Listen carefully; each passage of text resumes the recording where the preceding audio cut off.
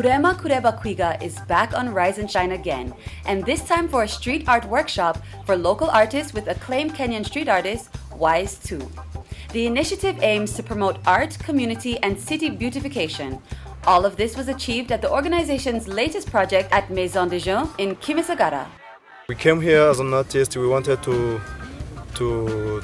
make some mirrors here to this place, but the mirrors which can help those youth who used to come here, and because they do different things here. They play football, they play music, they dance. There is dancing, so it's like to encouraging those youth who used to come here through the images which we're gonna put here in these walls.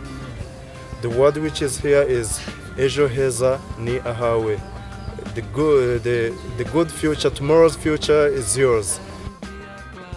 Definitely a great message for the young ones. But one of the other artists taking part, Fred, assured us that the project goes beyond the young people who frequent the venue. You know, in Rwanda, most people don't know about arts. Like different challenges we meet. We go like people ask, "What are you doing?" Most of them they don't know about the thing. Like it's good for them to join us, so they will know how is the art stuff going, what is the mirror, what is the street art and whatever. So it's good for them to know, and it's good for us. Like we meet them and then we get open and we explain them. Like it's it's something very good. Yeah. After this one, we are trying to get different places where we can put some mirrors, so people will get to know about arts in Rwanda. I think it's a very good thing. Like it's time for people in Rwanda to know about arts and the artist's life, the way artists live their daily life. Yeah. So I think it's a very good thing, and I hope in the future all of places in Kigali gonna have some mirrors. Yeah. The special guest artist and conductor of the 10-day workshop leading up to this event, Wise 2, reflected on his first time in Rwanda as one of the biggest names in Kenyan street art right now.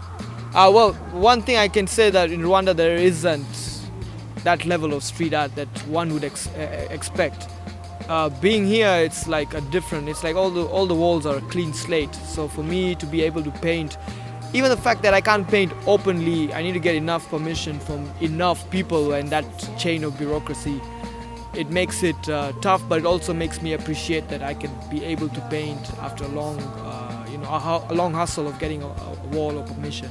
So yeah, it does feel like Rwanda is a growing art scene, and at the same time, there's a lot that Rwanda can achieve in the next 5 or 10 years in terms of street art.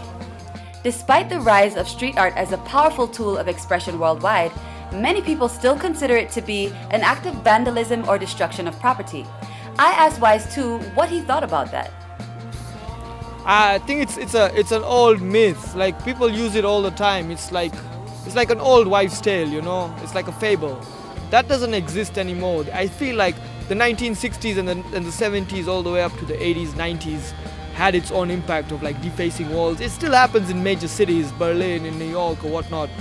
But when you see a proper piece of work done by spray paint or just brush work with bucket paint or latex paint or whatever, paint that you use in the street, just the fact that you could do that and have that kind of a power, it already makes certain people scared.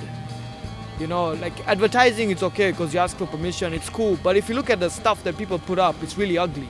Nobody wants to drink a lot of beer every day. But when you see it, you are like, I need to drink beer. But when you see a good piece of art, when it comes to street art is growing all over the world. People use it for good, people use it for bad. Wise words indeed. Here's to more art being made around Kigali for good. Makeda Mahario, Rise and Shine Rwanda.